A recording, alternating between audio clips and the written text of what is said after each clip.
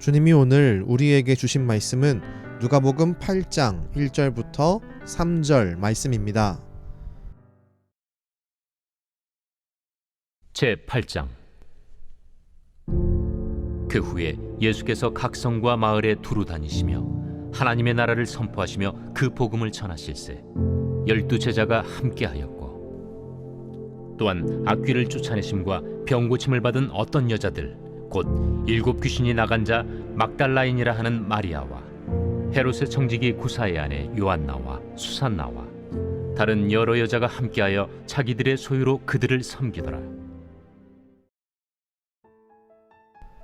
예수님께서는 각 성과 마을을 다니시면서 하나님의 나라를 선포하셨습니다. 그 옆에는 12 제자가 함께 했습니다. 하지만 12명의 제자만 함께한 것이 아니라 막달라 마리아와 요한나 그리고 수산나 그 외에도 다른 여러 여자가 함께 했습니다. 그리고 이들은 자신들의 소유로 예수님을 도우며 예수님의 사역이 끊어지지 않고 계속되도록 섬겨 주었습니다. 오늘 말씀에서 우리가 분명히 보아야 할 것이 있습니다. 예수님의 옆에는 12명의 남자 제자만 있던 것이 아니었습니다. 예수님의 옆에는 여인들도 함께 있었고 그 여인들의 면모는 다양했습니다. 그러나 이 다양한 사람들이 예수님 앞에 모여 같은 마음으로 예수님의 사역을 도왔음을 우린 기억해야 합니다. 마치 이 모습은 오늘날 교회의 모습과도 같습니다. 동시에 우리가 회복해야 할 교회다운 모습이기도 합니다. 오늘날 안타까운 것은 교회가 점점 세상처럼 소비재가 되어가는 모습이 있다는 것입니다. 모두가 그렇진 않지만 교회를 서비스를 받는 곳으로 여겨지는 일들이 많아지고 있습니다. 자신의 입맛에 맞는 교회, 나에게 편안함을 제공해주는 교회, 나의 만족을 채워주는 교회만을 찾는 일이 보편화되고 있습니다. 물론 이런 교회를 찾는 것이 무조건 나쁘다는 것은 아닙니다. 교회는 이런 것들을 성도들에게 제공해 주기 위해 노력해야 합니다. 그러나 이것은 두 번째입니다. 우리가 성도로서 그리고 믿음의 사람으로서 가장 먼저 붙잡아야 할 것은 내가 누리는 것이 아니라 내가 드릴 수 있는 것을 하는 것입니다. 오늘날 교회 역시 다양한 사람들이 남녀노소 모이며 공동체를 이룹니다. 그리고 그렇게 모인 공동체들은 오늘 말씀에 나타난 여인들처럼 최우선되는 신앙적 삶을 향해 나아가야 합니다. 교회에 모인 예수님을 사랑하는 성도들은 예수님과 함께 사역했던 12명의 제자들처럼 복음 전파 사역에 힘을 내어 참여해야 합니다.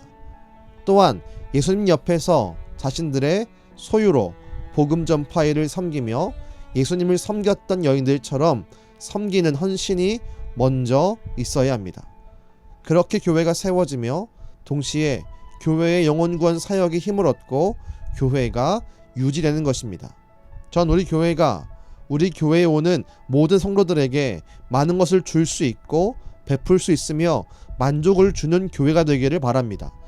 영적인 만족도 주며 육적인 쉼도 줄 수 있는 균형 잡힌 교회로 성장하기를 바랍니다. 그러나 그 일을 위해 우리가 먼저 해야 할 일은 제자들처럼 예수님 옆에서 복음을 전파하는 일에 힘을 쓰는 것입니다.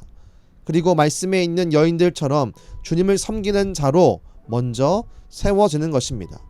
이 모습이 우리에게 먼저 나타날 때 우리는 균형 잡힌 교회가 세워지는 역사를 보고 경험하게 될 것입니다. 기도하겠습니다. 주님, 교회가 세상을 따라가며 교회가 소비재가 되어가는 것을 우리가 함께 봅니다. 그러나 말씀에 있는 교회의 모습은 복음 전파에 힘을 쓰며 복음 전파를 위해 섬기는 자로 먼저 성도가 세워지는 것이었습니다. 주여, 우리가 무언가를 받기보다 주를 위해 먼저 헌신할 줄 아는 그 뜨거운 마음이 우리 모두 가운데 부릴 듯 일어나게 허락하여 주옵소서. 우리가 그와 같은 성도다움을 또한 교회다움을 회복할 때 우리 교회를 통해 영적인 만족과 육적인 만족이 함께 나타날 수 있는 균형 잡힌 교회로 우리를 통해 세워 주옵소서. 지금도 우리의 섬김을 기뻐하시고 우리를 통해 놀라운 일을 행하시는 예수님의 이름으로 기도드렸습니다. 아멘.